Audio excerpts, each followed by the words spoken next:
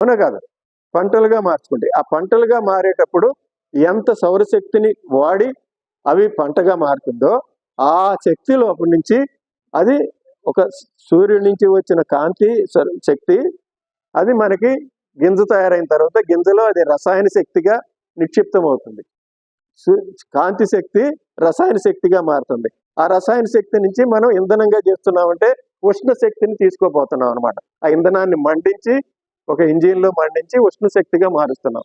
ఈ మార్చే ప్రక్రియలో మనకి ఫైనల్గా సూర్యుడి నుంచి ఎంత కాంతి స్వీకరించామో ఎంత శక్తి మనకి ఇంధనం ద్వారా లభించిందని కనుక చూస్తే కేవలం 0.03% మాత్రమే సూర్యుడి నుంచి వచ్చిన శక్తిని మనం వినియోగించుకోగలుగుతున్నాం. అంటే మొత్తం సూర్యుడి నుంచి శక్తి కాదు, పంటల కోసం తీసుకున్న సూర్యుడి శక్తులు. అంత సామర్థ్యం లేని పద్ధతి అనమాట. అలాగే ఒక ప్రొఫెసరు ఇథనాల్ పాలసీ ఎందుకు వచ్చిందనే దాని గురించి మాట్లాడుతూ ఆయన ఏం చెప్పాడంటే, అమెరికన్ ప్రొఫెసరు, అమెరికాలో కూడా దీని వ్యతిరేకంగా చాలా తీవ్రమైనటువంటి వాదనలు వచ్చినవి. అక్కడ ఏంటంటే ప్రభుత్వాలు బలమైనవి కనుక, మీడియా లాబీలు బలమైనవి కనుక అక్కడ పెద్దగా, అందులోనూ ఈ పరిశ్రమలన్నీ కూడా ఊరికి పెద్ద ఓపెన్ ల్యాండ్స్ ఉన్నాయి. అక్కడ ఎక్కడో పొలాల మధ్యలో వాళ్ళ ఎస్టేట్స్ మధ్యలో ఒకటి కడతారు, చుట్టూ ఊరు గీరు కూడా ఏముండదు. అందువల్ల అక్కడ వాసన వచ్చే పరిస్థితి లేదు, ఎందుకంటే దాన్ని కట్టడి చేస్తారు. దాని అంతా అసలు అదే తర్వాత చెప్తాను. అవన్నీ ఉంటాయి కనుక అక్కడ ఆ వాసన రూపంలో కాలుష్యం గురించి వాళ్ళు అక్కడ ఆందోళన చేయట్లేదు, వేరే రూపాల్లో ఆందోళన వస్తుంది. అది తర్వాత మాట్లాడుకుందాం.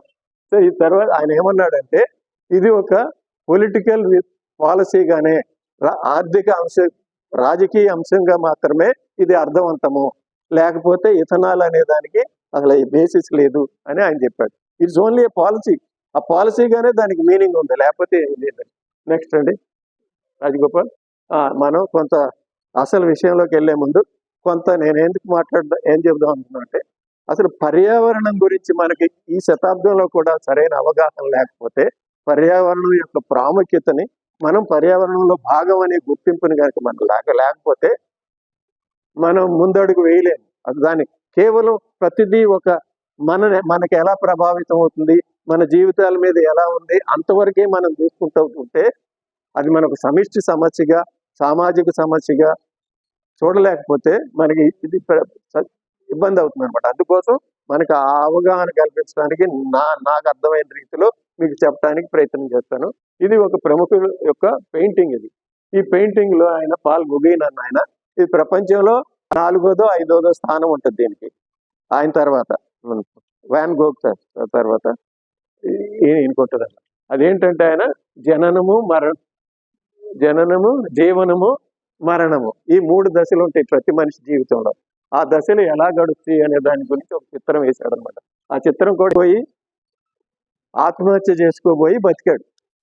ఆ బతికిన తర్వాత ఒక ఫిలసాఫికల్ అవుట్లుక్తో ఏంటి బతుకంటే ఏంటి, చావటం అంటే ఏంటని ఆ వివిధ దశల మీద ఆ పెయింటింగ్ వేశాడనమాట.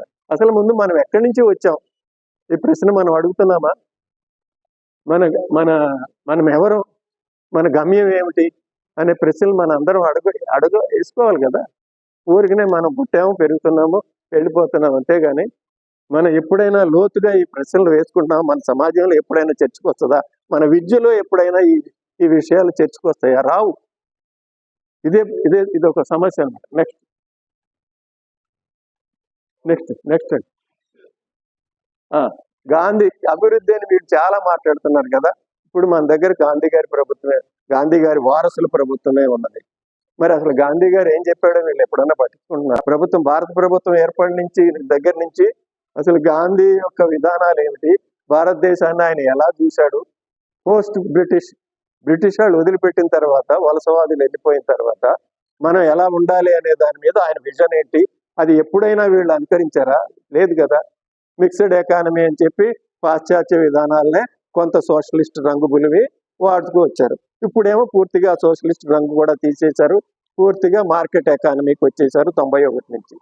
సో వచ్చేటప్పుడు ఆయన ఏం చెప్పాడు, బేసిక్గా ఇది మనం పాశ్చాత్య దేశాలలాగా వాళ్ళ విధానాలనే కొనసాగిస్తే, ఆర్థిక దోపిడీ మొదలు పెడితే వాళ్ళలాగా మనం ప్రపంచాన్ని మిడతల దండులాగా ఏం గడ్డిపోత మిగలకుండా చేస్తామన్నాడు. అదే capitalist industrial production and consumption కనుక చేస్తే ఎన్ని వనరులు కావాలి, అభివృద్ధి ఘాతీయంగా అంటే ఎక్స్పోనెన్షియల్ గా పెరుగుతూ ఉంటే అప్పుడు వలస దేశాలు బీద దేశాల మీదకి వచ్చి వనరులన్నీ దోచుకున్నారు, వాళ్ళు ఉత్పత్తి చేసుకున్నారు, తీసుకెళ్ళగలిగారు, వాళ్ళకి కుదిరింది. అప్పుడు ఉన్న ప్రపంచం వేరు. మన దేశంలో వనరులు వాడుకోవడానికి మన దగ్గర ఎలాంటి పరిశ్రమలు అప్పుడు లేవు. లేనప్పుడు ఈ వనరులన్నీ వాళ్ళు వాడుకున్నారు, చేసుకోగలిగారు. అప్పుడు ప్రపంచం కూడా ఇంత కాలుష్యము అవి లేవు, దాని పరిణామాలు కూడా ఆ రోజు అంతగా కనపడలేదు, అప్పుడు నడిచిపోయింది. ఇప్పుడు ఆ తర్వాత చూద్దాం ఎంటీ వరల్డ్ ఫుల్ వరల్డ్ అనే కాన్సెప్ట్ వస్తుంది, తర్వాత అందులో వివరిస్తాను. అలాంటప్పుడు మనం అదే విధానాలు అనుసరిస్తున్నాం, కానీ మన దగ్గరికి అసలు ఎందుకు వచ్చారు, అసలు వలస పాలన అనేది ఎందుకు మొదలైంది, బ్రిటిష్ వాడు యూరోపియన్స్ ప్రపంచాన్ని ఎందుకు ఆక్రమించారు, వాళ్ళు క్యాపిటలిజం వచ్చిన తర్వాత ఇండస్ట్రియల్ సివిలైజేషన్ మొదలైన తర్వాత వాళ్ళకి విపరీతంగా వనరులు కావాల్సి వచ్చినాయి. ఆ వనరులు ఎక్కడున్నాయి, వేరే ప్రపంచంలో ఉన్నాయి. ఆ వనరుల కోసమే వాళ్ళు ఎక్స్పాన్షనిజం, ఇంపీరియలిజం అనేది వచ్చింది. అది వచ్చి మన అందరినీ పేదవాళ్ళకి మిమ్మల్ని సంస్కరించడానికి వచ్చాము, మీకు నాగరికత నేర్పడానికి వచ్చాము అనే పేరుతో మన మీదకి వచ్చేసి మన మీద దాడి చేసి మన ఆక్రమించుకుని మనని 100 ఏళ్ల పాటు పరిపాలించిపోయారు. పోతూ పోతూ మన మైండ్స్ మన భౌతికంగా వదిలిపెట్టారు, కానీ మన మనసుల్లో ఉన్నటువంటి ఆ వలసవాదాన్ని మాత్రం పూర్తిగా మన మనసుల్లో ఎక్కించేశారు. ఇంతవరకు కూడా we are not free from colonial minds. ఆ కొలోనియల్ మనస్తత్వం నుంచి మనం బయటపడలేదు. మనం ఎంతసేపు వాళ్ళు జీవించే విధానమే గొప్పది, వాళ్ళ ఆర్థిక విధానాలే గొప్పవి అనే భావన నుంచి మనం బయటపడలేకపోతున్నాం. అదే విధానాలు ఫాలో అవుతూ పోతున్నది మాత్రమే ఇవాళ ప్రపంచం ఏ దశకు వచ్చిందంటే, ఈ ప్రపంచంలో ఈ మానవ జాతి మనుగడ ఎంతకాలం ఉంటుంది అని ప్రశ్నించుకోవాల్సిన సమయం వచ్చింది. ఈ భూమి మన సపోర్ట్ చేయలేదు. భూమి ముందు ఉంటేనే జీవరాశి ఉంటుంది. ఆ జీవరాశి మనగలగాలంటే భూమి మీద అందుకు అనుకూలమైన పరిస్థితులు ఉండాలి. ఆ అనుకూలమైన పరిస్థితులన్నింటినీ మనం నాశనం చేస్తూ వస్తున్నాం. ఇప్పుడు ఎందుకని ఎర్త్ సిస్టమ్ సైన్స్ అని ఒక విభాగం ఉన్నది. ఎర్త్ సిస్టమ్ సైంటిస్ట్ ఏం చెబుతున్నారంటే, మనకి భూమి మీద ఉన్నటువంటి పరిస్థితులు జీవరాశిని సపోర్ట్ చేయడానికి, వాటి మనగడ పరిస్థితులు ఇవ్వటానికి ఇప్పుడు పరిస్థితులు తగ్గిపోతున్నాయి, క్షీణించిపోతున్నాయి, పూర్తిగా క్షీణించిపోతున్నాయి. ఎంతో కాలము భూమి మనకు అనుకూలమైన పరిస్థితులను ఇవ్వలేదు. దాన్ని ఏమంటారు, జీవ సామర్థ్యం అంటారు. ఆ జీవ సామర్థ్యం అనేది తగ్గిపోతుంది. జీవ సామర్థ్యం తగ్గిపోయిన తర్వాత ఏం చేస్తారు, మీరు ఒక్కటే ఆలోచించండి. సింపుల్ విషయం, మన ఎకానమీ అంటారు. మీరు ఎకానమీ చేయడానికి ఏం కావాలి, మీకు ఎకానమీ గాలి నుంచి వస్తుందా, రాదు కదా.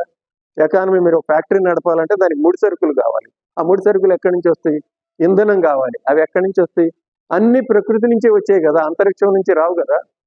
అంతరిక్షం నుంచి మనకు వచ్చేది ఒక సూర్యకాంతి మాత్రమే. ఆ సూర్యకాంతి లేకపోతే ఏమీ లేదు, మొత్తం అంతా గాన్. అలాంటప్పుడు ఎకానమీకి ప్రయారిటీ ఇవ్వాలా, పర్యావరణానికి ప్రయారిటీ ఇవ్వాలా? పర్యావరణం లేకపోతే ఎకానమీ లేదు కదా.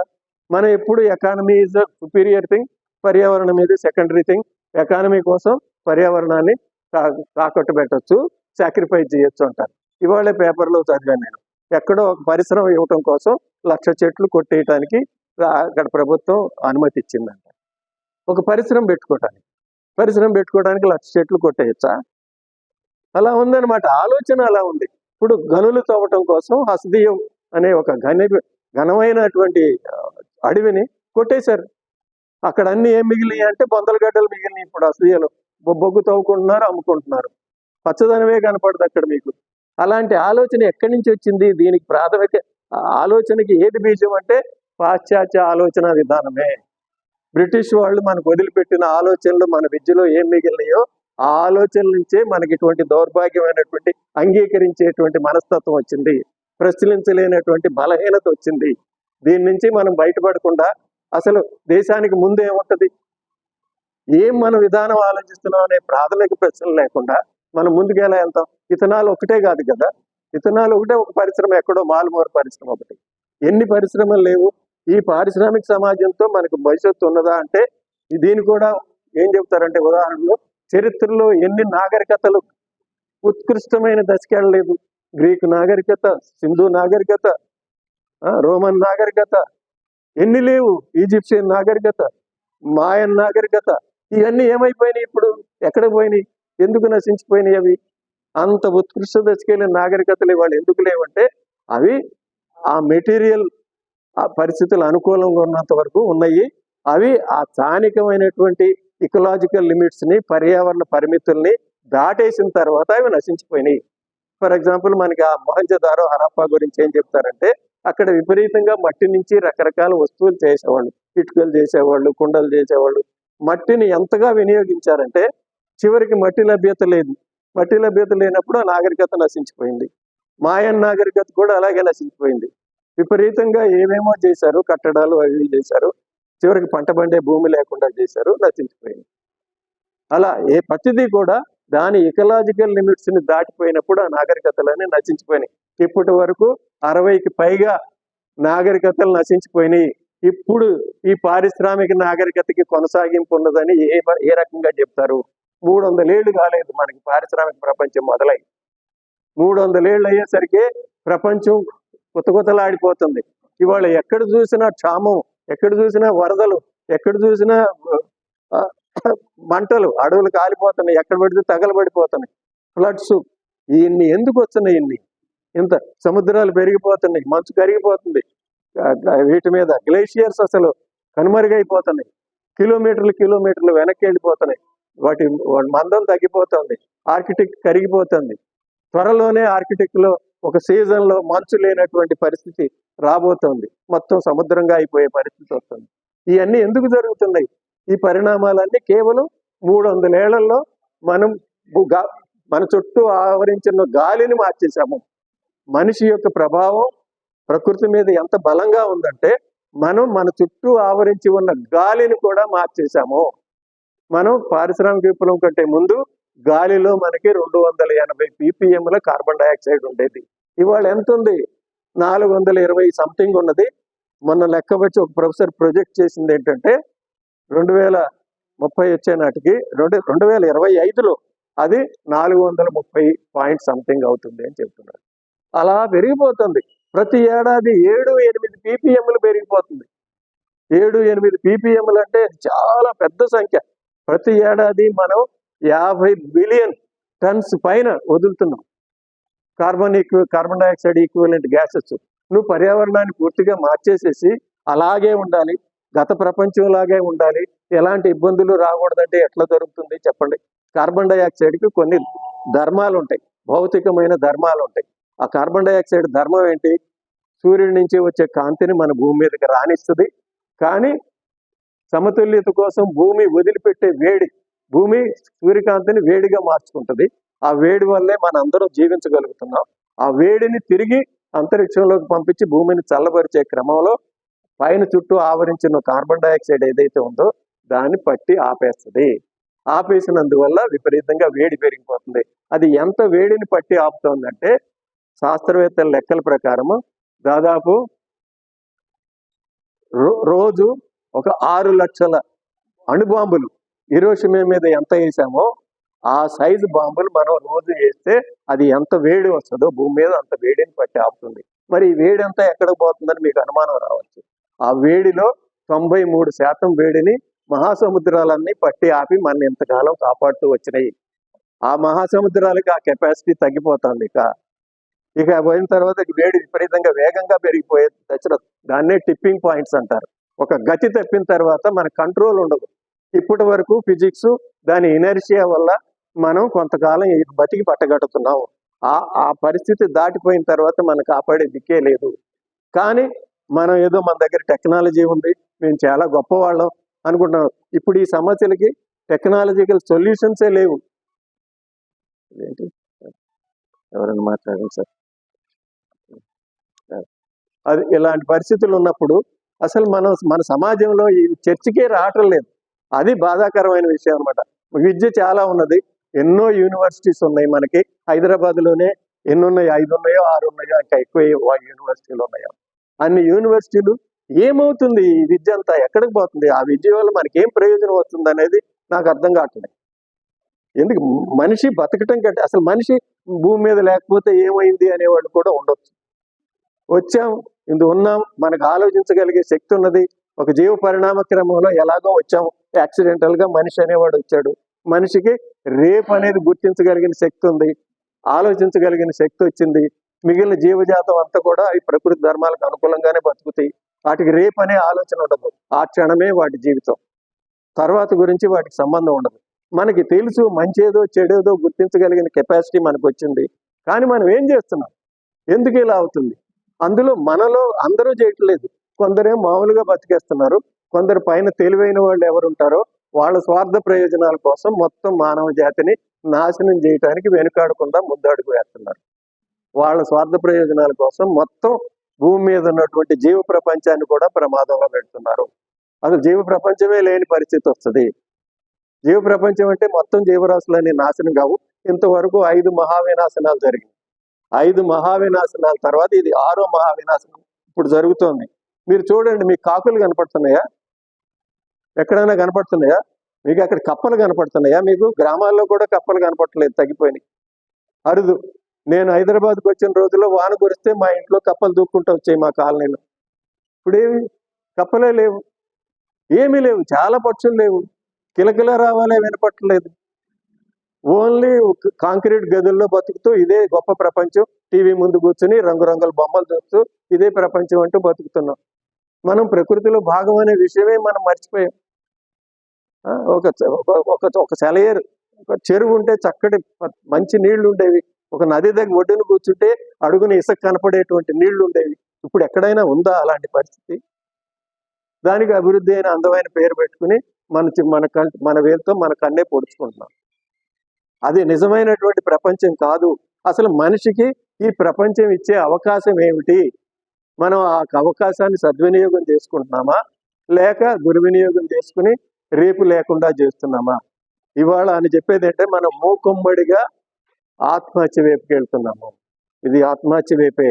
ఇదే గనక మొన్న 2011లోనే నోబెల్ బహుమతి గ్రహీతలు అందరికీ ఒక హెచ్చరిక చేశారు. మనం ప్రస్తుతం అనుసరిస్తున్న మార్గంలో కొనసాగలేము, దానికి సమయం అయిపోయింది. మనం శాస్త్రీయంగా ఏమి సాధ్యమో తెలుసుకుని అలా అడుగులు వేయాలని ఎప్పుడో చెప్పారు. కాలయాపనకు సమయం ముగిసిపోయింది అన్నారు. కాలయాపన చేసుకుంటూ పోతున్నాం. ఏదో జరుగుతుందిలే అని అట్లా. నెక్స్ట్ సార్ ఇక్కడే ఆగిపోయాం. తర్వాత ఐన్స్టైన్ మహాశయుడు ఏమన్నాడు? ఇచ్చినందువల్లే ఈ ప్రమాదాలన్నీ జరుగుతున్నాయి. ఏ విషయంలో? ఇక్కడ ఆదివాసీలు అని ఏమంటారో వాళ్ళని మనం చాలా తక్కువగా చూస్తాం. వాళ్ళందరినీ ప్రిమిటివ్స్ అంటాం.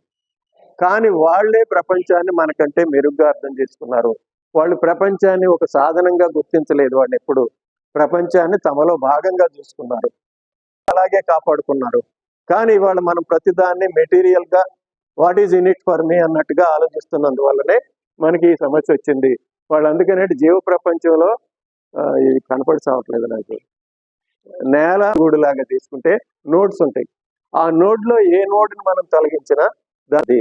అలాగే ఇప్పుడు ఈకలాజికల్ సిస్టమ్స్ ని మెయింటైన్ చేసేది ఎవరు? జీవులు. మనిషి మాత్రం దాని బయటే ఉంటున్నాడు. ఆ మిగిలిన జీవులను ఒకదాన్ని తొలగించకపోతే నీళ్ళను కప్పలు పోతే నీళ్ళని ఎవరు శుద్ధి చేయాలి? అందుకని నీళ్ళను శుద్ధి చేసే పరిస్థితి లేదు.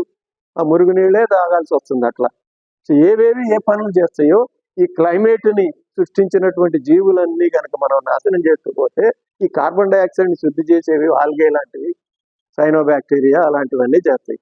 వాటిని లేకుండా చేస్తే కార్బన్ డైఆక్సైడ్ తొలగించే ప్రక్రియ ఎలా జరుగుతుంది? జరగదు. నెక్స్ట్ ఇది బేసిక్ గా అసలు భూమి పుట్టినప్పుడు 450 భూమి అనేది ఒక అంతరిక్షంలో ఉన్న శకలాల నుంచి ఏర్పడింది సౌరమండలంలో అని వీళ్ళు చెప్పేది, సైంటిస్టులు చెప్పేది. వాళ్ళు చెప్పేదాని ప్రకారం మనకి అప్పుడు భూమి ఏర్పడినప్పుడు 98% కార్బన్ డైఆక్సైడే భూమి చుట్టూ ఆవరించి ఉండేది. ప్రాణవాయువు అనేది లేనే లేదు. ఎందుకంటే ఆ వేడికి ప్రాణవాయువు అంతా మిగిలిన వాటితో మండిపోయి మొత్తం ఏం మిగలకుండా కార్బన్ డైఆక్సైడ్ అంతా కన్జ్యూమ్ అయ్యి ఆక్సైడ్స్ ఏర్పడిపోయినాయి. నీరు ఏర్పడిపోయింది, హైడ్రోజన్ ఆక్సైడ్ నీరు. ఆ నీరు ఏమైపోయింది? ఆ వేడిగా ఉంది కనుక అది వాయువుగా ఉన్నది. వాయువుగా ఉండి భూమి చుట్టూ గురుత్వాకర్షణ శక్తిలో అలా అట్మాస్ఫియర్ లో ఉండిపోయింది. ఆ తర్వాత ఏమైంది? భూమి త్వరగా నెమ్మదిగా చల్లబడుతూ వచ్చింది. చల్లబడుతూ వచ్చినప్పుడు 100 డిగ్రీల కంటే భూమి చల్లబడగానే 100 డిగ్రీల దగ్గర ఏమవుతుంది? నీరు ద్రవంగా మారిపోతుంది. ఆ నీరు ద్రవంగా మారిపోయినప్పుడు మొత్తం భూమి అంతా నీటితో కప్పబడింది. 12,000 సంవత్సరాల పాటు నిరంతరంగా వాన కురిసిందని చెప్తారు. మొత్తం ఆ నీరంతా కూడా ఆ పొర ఏర్పడిన తర్వాత అప్పుడు టెక్టానిక్స్, ప్లేట్స్, జియోలాజికల్ యాక్టివిటీ అనే కాన్సెప్ట్ అప్పుడు లేదు. ఆ మొట్టమొదటిలో తర్వాత మొదలైందన్నమాట. ఈ నీరు చుట్టూ ఆవరించి ఉన్నప్పుడు ఆ నీటి పొర లోపలే 380 కోట్ల సంవత్సరాల క్రితము సూర్యుడు అక్కడ పైనుంచి వచ్చేటప్పుడు ఓజోన్ పొర లేదు కనుక దాని నుంచి వచ్చేటువంటి కాస్మిక్ రేస్ వల్ల అతి నీలలోహిత కిరణాల వల్ల ఇక్కడ ఏ జీవులు బతికే పరిస్థితి లేదు. అందుకని మొట్టమొదటి జీవులు సూక్ష్మ జీవులు ఏకకణ జీవుల కంటే పూర్వీకులైన జీవులు ప్రొకారియోట్స్ అండ్ యుకారియోట్స్ అనేవి నీటి లోపల ఏర్పడినవి. ఆ నీరే వాటికి రక్షణగా ఉంది. అతి నీలలోహిత కిరణాల నుంచి ఆ నీరే వాటిని కాపాడింది. వాటి నుంచి తర్వాత పరిణామ క్రమంలో మార్పు వస్తూ వచ్చింది. మొట్టమొదట అటువంటి దీని ఏం చేసిన ఆ జీవులు ఏం చేసినాయి అంటే సూర్యుడి నుంచి శక్తిని గ్రహించి పునరుత్పత్తి చేసుకోవటము, అవి బతకటము, దానికోసం కావాల్సిన శక్తిని సూర్యుడి నుంచి గ్రహించడానికి నేర్చుకోవటానికి ఆ డెవలప్మెంట్ లో కిరణజన్య సంయోగక్రియ అనేది పుట్టుకొచ్చింది. ఫోటోసింథసిస్ అనేది వచ్చింది.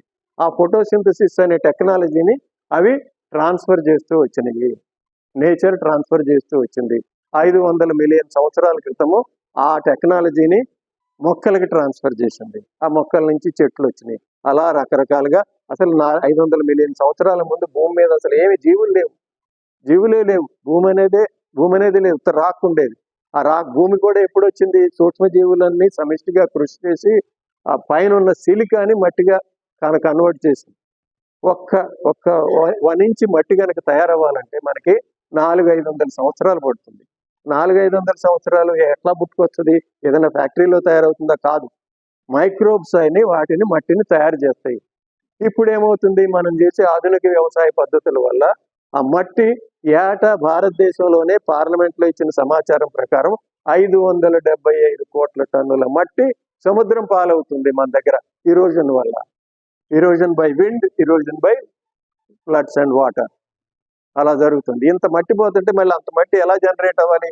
అందుకని వాళ్ళ ప్రపంచంలో ఆందోళన ఏంటంటే 2050 దాటేసరికి అసలు మనకు పండే భూమి అనేది మిగులుతుందా?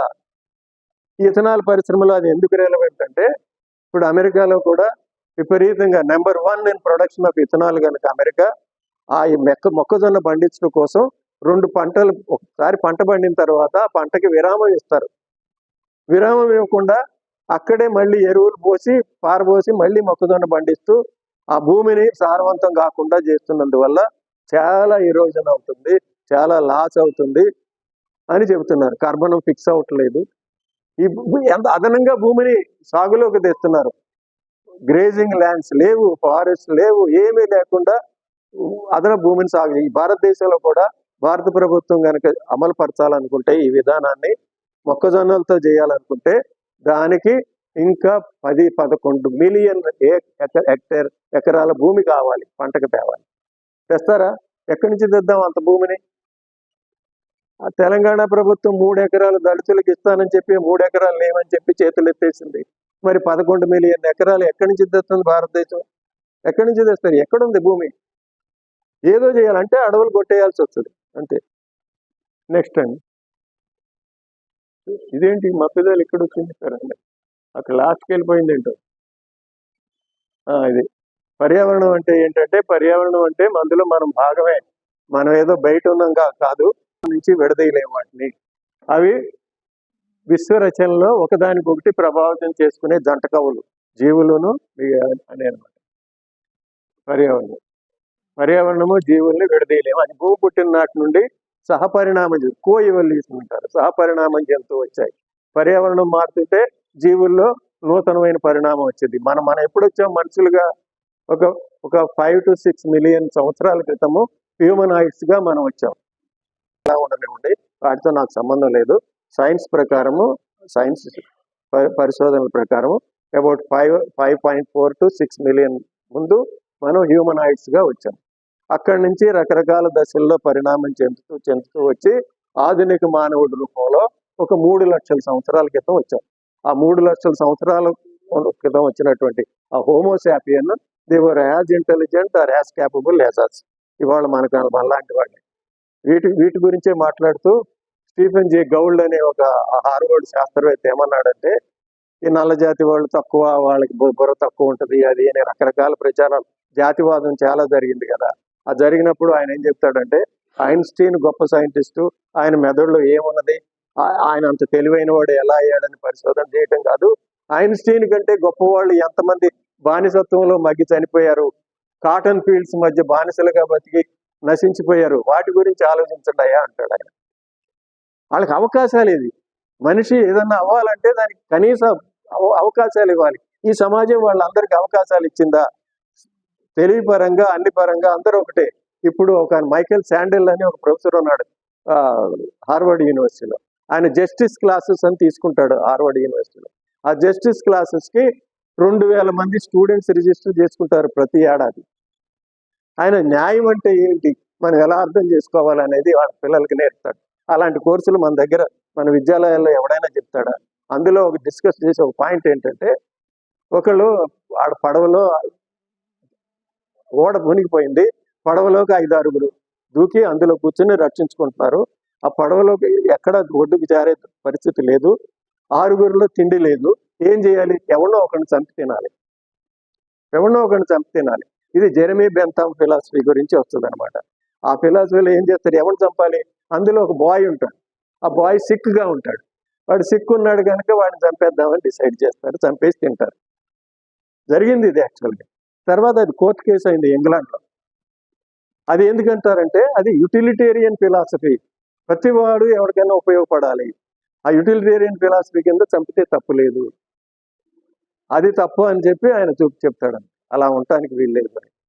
ఆ జెరెమీ బెంథామ్కి గౌరవార్థం అక్కడ బ్రిటన్లో పెద్ద పెద్ద ఆ యూనివర్సిటీలో ఆయన తలకాయ పెట్టి పెడతారు. నెక్స్ట్ పైన చెట్టు పైన ఉండే జీవి అనమాట. దానికి మనకి ఏమన్నా సామ్యం ఉందా? మీరు ఏమన్నా గుర్తిస్తారా? గుర్తించండి. దానికి మనకి ఏమన్నా సామ్యం ఉందా? దాని కళ్ళ వెంక చూడండి, ఆ కళ్ళు మన కళ్ళలాగే ముఖం ముందుకుంటాయి, జీవుల కళ్ళన్నీ పక్కకుంటాయి. మిగిలిన జీవులు ఓన్లీ కోతులు, మనుషులు, హ్యూమన్ జాతికి వరుస క్రమంలో వచ్చిన వాళ్ళకి మాత్రమే కళ్ళు ముందుకుంటాయి. ఆ విజన్, డిఫరెంట్ విజన్ ఉంటుంది అనమాట. సో అక్కడి నుంచి మనం చింపాంజీగా వచ్చాం, చింపాంజీ నుంచి హోమోసాపియన్స్గా మారాం. నెక్స్ట్ అండి. సో ఇక్కడ మనం కూడా మనం కాదు. ఇది ఎందుకు చెప్పాల్సి వస్తుందంటే, మనం ఎప్పుడు మనం ఒక ఇండివిజువల్గా ఒక సెల్ఫిష్ థింకింగ్ ఉంటుంది కనుక మనకి మన శరీరం మీద, మన శరీరంలో జీవకణాలు ఎన్ని ఉన్నాయో దానికి ఎన్నో రెట్లు బ్యాక్టీరియా ఉంటుంది. ఆ బ్యాక్టీరియా కూడా మనతో కలిసి పనిచేస్తుంది. మన గట్ మీద ఎన్ని బ్యాక్టీరియా ఉంటాయి, ఆ గట్ బ్యాక్టీరియా లేకపోతే మన తిన్న ఆహారం జీర్ణం కాదు. So we are a cooperative system, we are not ourselves, something alien to us. మనం కానిది మన శరీరం మీద చాలా ఉంది. అది ఎప్పటి నుంచి వస్తుంది? తల్లి గర్భం నుంచి మనం పుట్టే క్రమంలో ఆ కెనాల్లో అక్కడి నుంచి చెప్పి. అందుకంటే బ్రెయిన్ టు బావెల్ కనెక్షన్ అంటారు. మన బావెల్ సరిగ్గా ఉంటేనే మన బ్రెయిన్ కూడా సరిగ్గా ఉంటుంది, లేకపోతే ఆలోచనలు అన్నీ పిచ్చి పిచ్చిగా ఉంటాయి అన్నమాట. అలా నెక్స్ట్ ఏమి లభించిందో దాన్నే తిన్నాము. అక్కడ ఎవరి మీద ఆధారపడటం అనేది ఎవరి మీద ఉండేది. ప్రతివాడు స్వతంత్రుడిగా బతికాడు. కానీ ఇవాళ మనం నాగరికులం అయ్యామని చెప్తే ఉద్యోగం చేయటమే అది చాలా గొప్ప క్వాలిటీ అనుకుని మనం ఇంకొక నూతన బానిసత్వాన్ని కనిపెట్టి దానికి ఒక గౌరవాన్ని కల్పిస్తున్నాం. నూతన బానిసత్వాన్ని మనం పాల్గొంటూ చేసుకుంటూ అనుకరిస్తూ చేస్తున్నాం. తర్వాత వ్యవసాయం వచ్చింది. వ్యవసాయం వచ్చిన తర్వాత నుంచే రుగ్మతలన్నీ వ్యవసాయంతోనే మొదలైనవి అని చెప్తారు. ఎందుకంటే వ్యవసాయం చేయాలంటే మీకు భూమి కావాలి. ఉన్న అడవుల్ని కొట్టేసేసి వ్యవసాయానికి యోగ్యంగా మార్చుకున్నారు. వ్యవసాయం చేసుకుంటూ పోయారు. సుమేరియాలో మొదట వ్యవసాయం చేసినప్పుడు ఆ నీళ్లు పారించేటప్పుడు అక్కడ ఏమైందంటే ఆ నీటిలో ఉన్న లవణాలన్నీ ఆవిరికి, వేడి ప్రాంతం కనుక అది మట్టిలో చేరి కొద్ది రోజులు అయ్యేసరికి కొంతకాలం తర్వాత ఆ మట్టి వ్యవసాయానికి యోగ్యం కాకుండా పోయింది. ఒక సాల్ట్ కనుక చేస్తే ఇప్పుడు మన శ్రీనివాసరెడ్డి గారి భూమికి కూడా అదే జరిగింది. ఈ ఇథనాల్ ప్లాంట్ వాళ్ళు వదిలేటువంటి కాలుష్యంలో సోడియం సాల్ట్ అధికంగా ఉండి ఆ నీరు ఎలా ఉందంటే భూసార కేంద్రం వాళ్ళు సర్టిఫికెట్ ఇచ్చారు, ఈ నీరు ఎలాంటి వ్యవసాయానికి పనికి రాదు అని సర్టిఫికెట్ ఇచ్చారు. తుమ్మలపల్లిలో కూడా అదే ఇచ్చారు. కడప జిల్లా తుమ్మలపల్లిలో కూడా యురేనియం ప్లాంట్ వ్యర్థాల నిక్షిప్త చెరువు పక్కన ఉన్నటువంటి భూములు బోర్వెల్ వేసుకున్న వాటర్ కూడా ఇది వ్యవసాయానికి పనికిరాదు అని ఇచ్చారు. జరిగేది ఏంటంటే ఆ నీళ్ళల్లో ఉన్న సోడియము లవణాల వల్ల ఆ మట్టి పనికి రాకుండా పోద్ది అనమాట, గట్టి పడిపోతుంది, బోలు ఉండదు, పెర్కులేషన్ కాదు, వాటర్ పెర్కులేషన్ కాదు, ఇలాంటి సమస్యలు వస్తాయి. సో తర్వాత మనం పారిశ్రామిక సమాజంకి వచ్చాం. పారిశ్రామిక సమాజంలో తవ్వటమే సరిపోయింది మనకి. పరిశ్రమలు పెట్టాం, ఆ బొగ్గునంతా బయటికి తీసాం. బొగ్గు ఎప్పుడు ఏర్పడింది అసలు మనకి? మనం మొదట చెప్పుకున్నాం కదా, ఆ 98% కార్బన్ డైఆక్సైడ్ ఏది ఉందో దాన్ని ఈ జీవులు మార్చేసేసి ఆక్సిజన్ ఉత్పత్తి చేసి ఆ కార్బన్ డైఆక్సైడ్ అంతటినీ ఒక రకరకాల జీవులు మరణించినప్పుడు, అడవుల్లో చెట్లన్నీ మరణించినప్పుడు భూమి మీద వచ్చినటువంటి ఉత్పాతాల వల్ల అవి మట్టితో కప్పబడి లేయర్స్ గా కప్పబడి ఆ పీడనానికి, ఆ ఉష్ణోగ్రతకి అవన్నీ కూడా పెట్రోలియంగా మారినాయి. యానిమల్ ప్రోడక్ట్ ఈ వెజిటబుల్ ప్రొడక్ట్స్ అన్ని కూడా ఎక్కువగా బొగ్గు అయినవి, యానిమల్ ప్రొడక్ట్స్ అన్ని పెట్రోలియంగా మారినాయి. ఎందుకంటే ఎన్నెన్ని మూడవ మహావినాశనం జరిగినప్పుడు 2,25 కోట్ల సంవత్సరాల ముందు, అప్పుడు కేవలం 5 కిలోల కంటే తక్కువ బరువున్న జీవులు మాత్రమే బతికి పట్టగట్టినాయి. అంతకంటే చిన్నవన్నీ నశించిపోయినాయి, అంతకంటే పెద్దవన్నీ నశించిపోయినాయి. డైనోసార్స్ లాంటి మహాజీవులన్నీ కూడా మిగలకుండా పోయినాయి. ఆ డైనోసార్స్ పోయిన తర్వాతే మనిషి అనేవాడు భూమి మీదకి రావడానికి అనువైన పరిస్థితులు వచ్చినాయి. అంతవరకు మనిషికి పరిస్థితులు లేవు. ఇన్ని మార్పులు వచ్చిన తర్వాత అన్ని యాక్సిడెంటల్ గా జరిగినాయి. అవి వదిలిపెట్టి ఆ కార్బన్ డైఆక్సైడ్ అంతా అవి భూమిలో చమురుగాను, బొగ్గుగాను, సహజ వాయువుగాను అవి నిక్షిప్తం చేస్తే వాటిని మనం వెనక్కి తీసి ఊరిని పంపింగ్ చేసుకుని తగలబెట్టు డ్రిల్ అండ్ బర్న్ అని చేస్తున్నాం. ఎంతకాలం చేస్తావు? అది మరీ కొట్టినాక మళ్ళీ జీవులు లేని పరిస్థితులు మనం సృష్టిస్తూ పోతున్నాం కదా. రివర్సల్ ఆఫ్ దాన్ని ఏమంటారు, ఎవల్యూషన్ థియరీకి, పరిణామ సిద్ధాంతానికి రివర్స్ లో మనం పనిచేస్తున్నాం అనమాట. అదే జరుగుతుంది. పోయిందా పవరు?